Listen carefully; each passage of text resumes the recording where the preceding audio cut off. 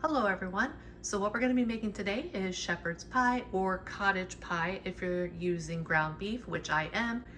Technically, if you're using lamb, it's called shepherd's pie. If you're using ground beef, it's called cottage pie. With that being said, in my area and even growing up, we've always called it shepherd's pie even when we use ground beef. So that's what we're going to be making today. But yeah, if you wanted to use lamb, you can just follow this recipe and use lamb, and then it would be shepherd's pie.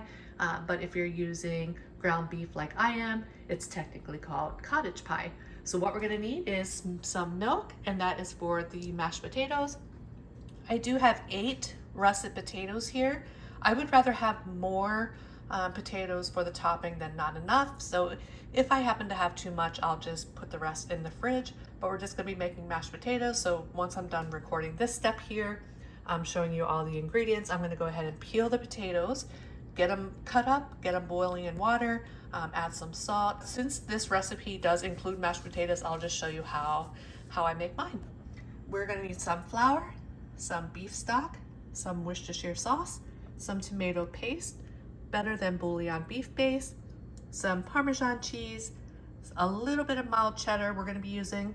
I do have 1.5 sticks of butter, and that is for the mashed potatoes. I have some frozen peas and carrots, some frozen whole kernel sweet corn. I have 3 garlic cloves here. I have some salt, paprika, garlic powder, rosemary, thyme, parsley. We're gonna be using a little bit of olive oil. We have some onion powder and some black pepper. Now what I'm gonna do, like I said, I'm gonna go ahead and get my potatoes peeled. I did already wash them off, but I'm gonna go ahead and peel them. I'm gonna get them chopped up, get them in water, get those boiling a while. And then what I'm gonna do is I'm gonna go ahead and chop the onion. I am gonna be using this entire onion. It is a sweet onion. And then my daughter got me this awesome garlic press for Christmas.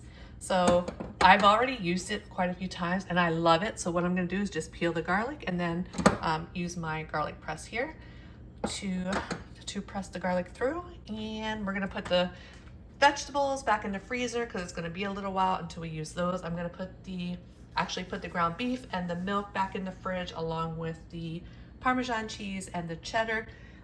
When it comes to mashed potatoes, I always get my butter out a couple hours ahead of time. That way it starts to get soft a while, so I'm just gonna leave my butter out and just sit it to the side. So once I get the potatoes all peeled, and I'll go ahead and get them chopped, get them in the pan with water, and then I'll just show you what they look like. But what we're gonna do is we're just gonna boil the potatoes like we're making mashed potatoes. But once I get to that step, I will be back. Okay, so when it comes to making mashed potatoes, I'm not super picky with how big or small my chunks are. Just keep in mind that the bigger the chunks are, the longer it's going to take them to cook.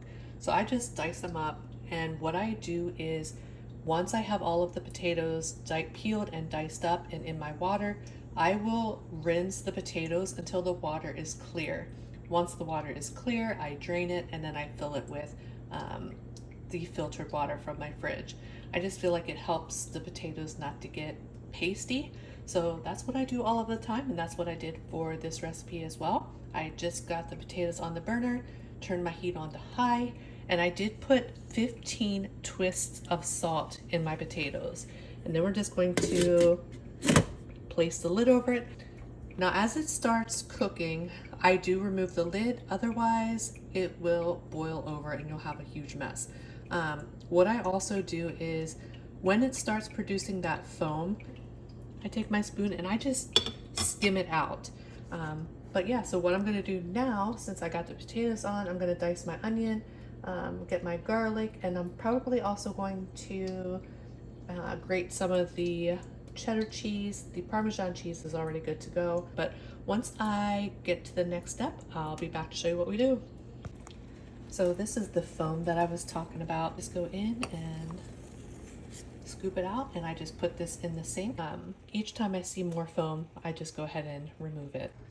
So now that we are boiling, I leave the lid off of the potatoes until the potatoes are soft, and that's only because too many times before it's over It just spilled over the pot, and it seriously makes a huge mess all over the stove.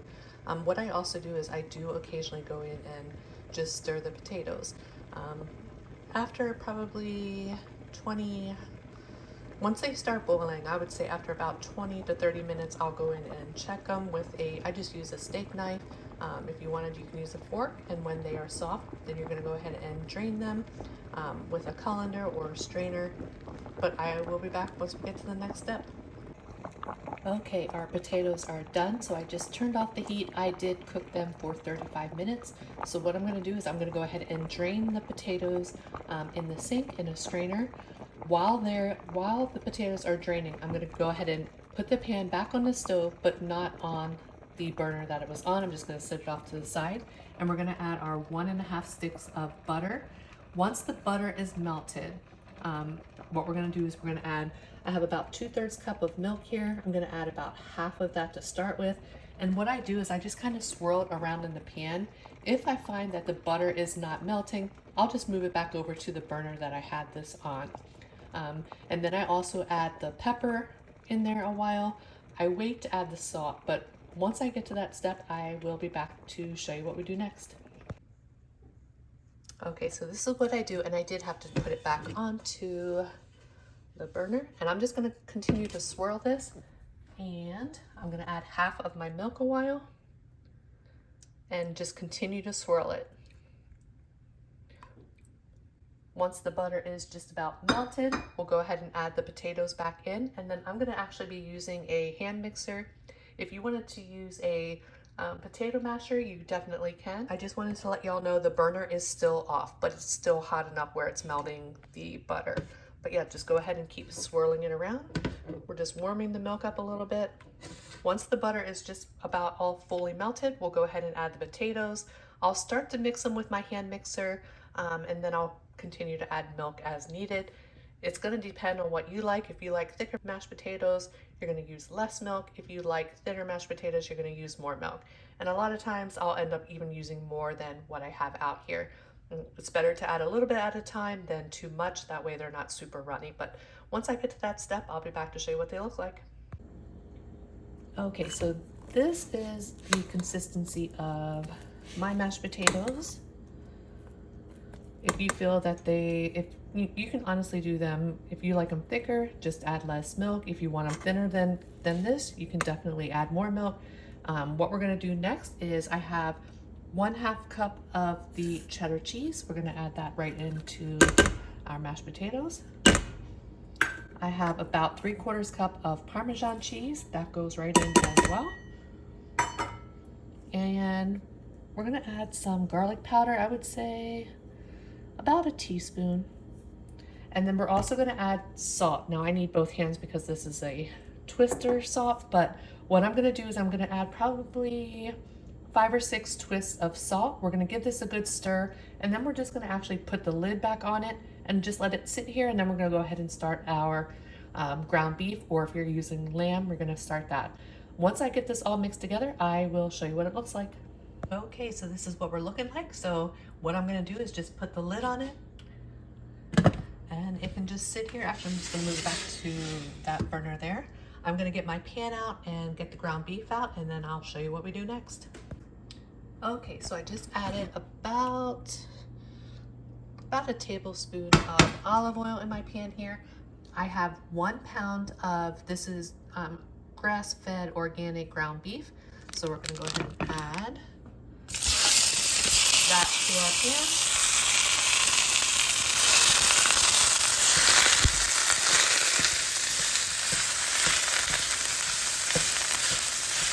And then, of course, if you're using lamb, you're going to go ahead and add your lamb now.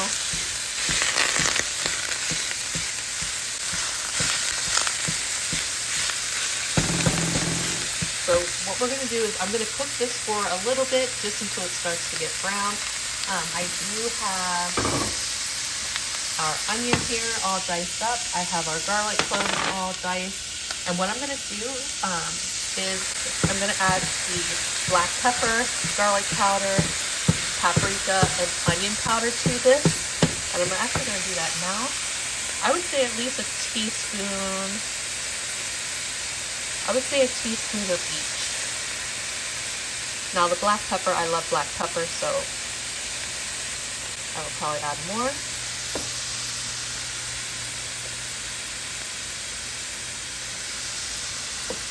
The black pepper, I'm going to need both hands. So I just saw when I sat my phone down to open up the garlic powder, it must have stopped recording, but I did also add about a teaspoon of the garlic powder as well. And then I added my black pepper. So now that the meat is just about all the way brown, we're going to go ahead and add our entire onion. And we're just going to cook that until the onion starts to get soft. So once the onion is almost soft, I will be back to show you what we do next. I think it also when it cut off there, you might not have heard what I had mentioned, but this is a 93.7 ground beef. So if you're using a fattier cut of meat, you may not even need to use the olive oil. So I just wanted to let you know that as well. Now, if you are using a fattier ground beef, if you have a lot of excess fat in the pan after the meat is brown, I would definitely drain it before you add the onion and the spices. So if you have something that's really, really fatty, just drain some of it, add it back to the pan, then add your black pepper, paprika, onion powder, garlic powder, give it a good mix, and then once it's almost brown, then go ahead and add your onion. Okay, so now what we're going to do is we're going to add our garlic. We're just going to cook that for 2 to 3 minutes until the garlic is fragrant, and I do have about 2 tablespoons of flour here. So after we cook the garlic for a few minutes, we're going to go ahead and add the flour. And then we're going to cook the flour for a few minutes to get the flour taste cooked out. But once I get to that step, I will be back. Okay, I did cook the garlic for 3 minutes. Now go ahead and add your flour. And you're just going to keep stirring this. It will get thick, but it's fine. I do have 1.5 cups of our beef stock here, and then 3 tablespoons of the tomato paste back there. So what we're going to do, I'm going to cook the flour off of this ground beef mixture first. So probably about 3 minutes or so. And then what I'm going to do is I'm going to add half of the beef stock. And then just continue to stir it until it starts to thicken up a little bit. So once I get the flour taste cooked out of this, I will be back to show you what we do next. Okay, I did cook it for 3 minutes. So now what you're going to do is go ahead and add half of your beef stock. And then what you're going to do is, actually, I've been cooking it on medium, so go ahead and raise your heat. I have an electric stove, so right now I turned it to about 7. And what you're going to do is you're going to deglaze the pan. And actually we are going to use all of it, and I may actually end up using more. So that was 1.5 cups of beef stock. And we're just going to deglaze the pan. Once the pan is deglazed, we're going to add our tomato paste, and we're going to give that a stir for a few minutes, and then we're going to add some additional spices. So once I finish deglazing the pan, and once we add the tomato paste, I'll be back to show you what we do next.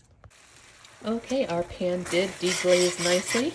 So I just added our 3 tablespoons of tomato paste. And I'm actually going to turn the heat back down to about 4 for the time being. We're just going to cook the tomato paste for a couple minutes, about 3 minutes or so. And then I will be back to show you which additional spices we're going to add next.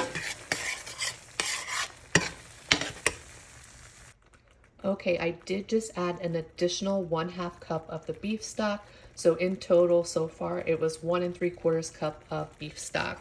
If I end up adding more, I will definitely let you know. But I'm going to continue to cook this for another like 2 minutes or so.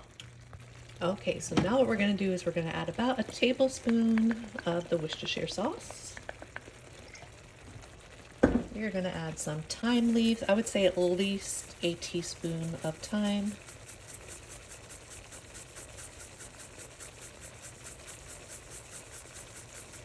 And about a teaspoon of rosemary.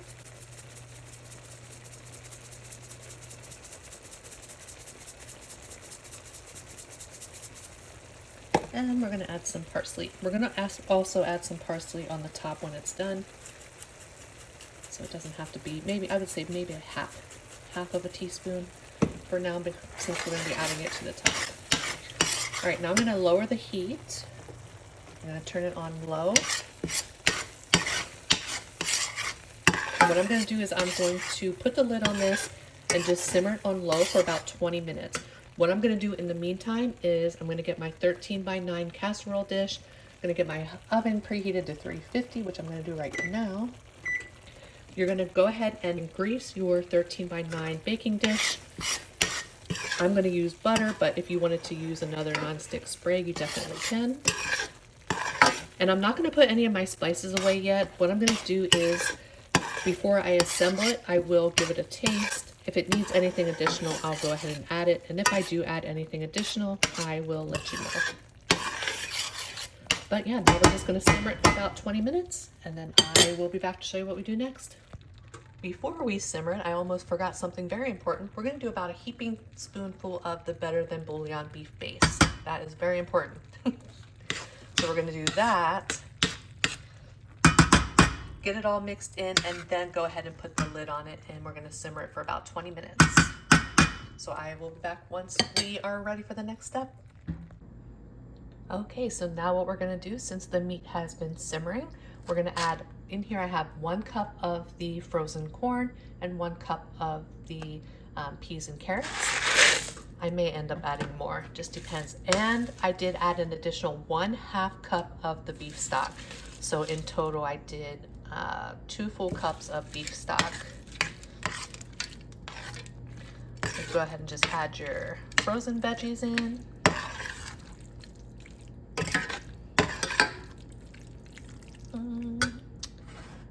Just a little bit more of the peas and carrots.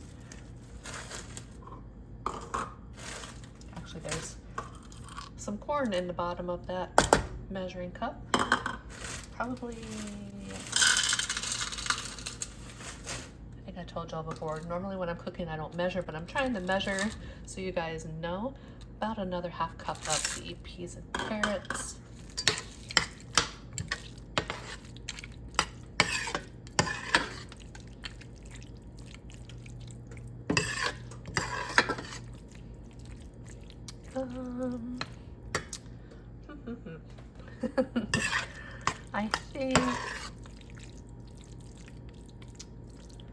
I think we're actually good.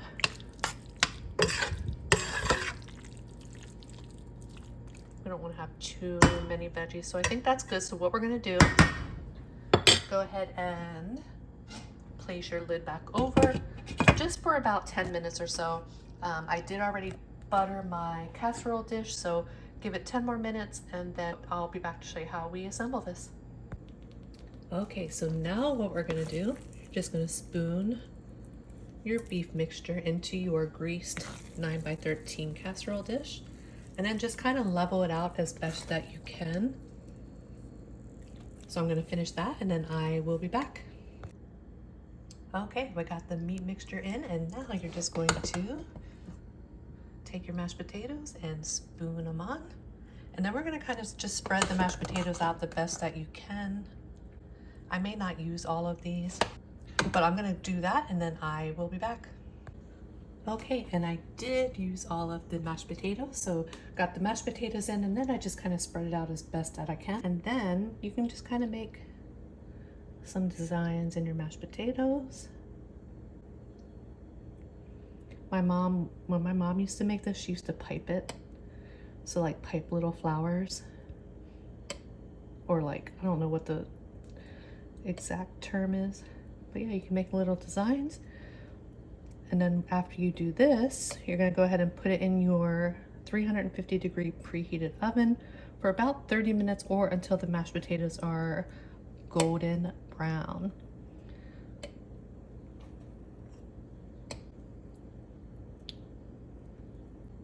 Okay, I got my designs on here. Now we're just gonna take our Parmesan cheese and we're just gonna top it a little bit. Put a little bit of that Parmesan cheese on top. Not a whole lot, just a little bit.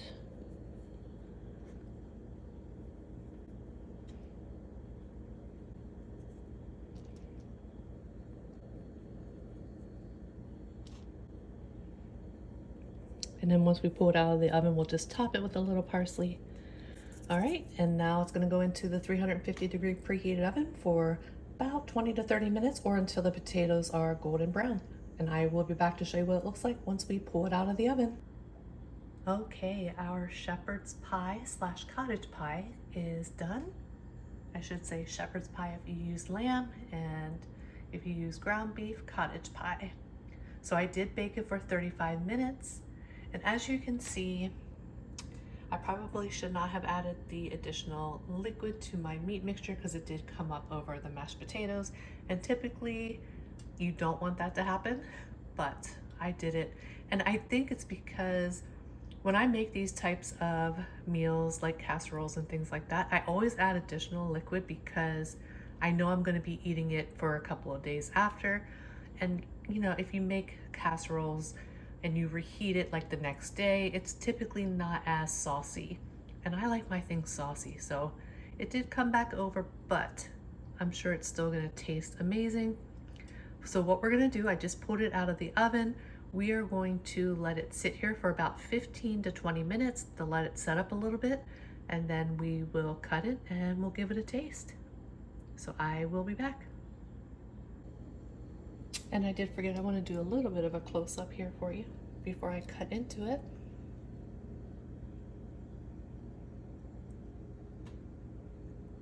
It smells amazing though. My whole house smells amazing. All right, you guys, I'll be back when it's time to cut it. Okay, our shepherd's pie slash cottage pie is done. Let's give it a taste. Can't see the veggies in there. Let's do this. We're just gonna move that over to the side. Oh, they're under there.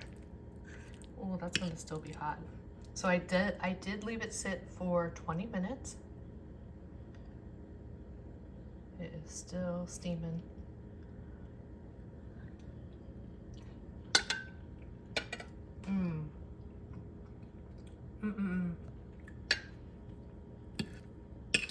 That is delicious.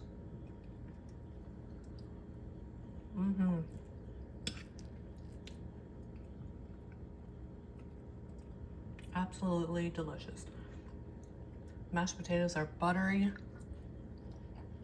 You can taste the garlic.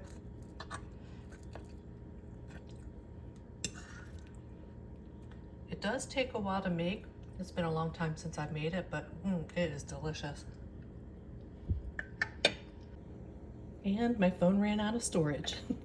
Had to delete a couple of videos. Yeah, this, I think it's because this recipe, I had to record a lot of different clips, so, but yeah, this is absolutely delicious.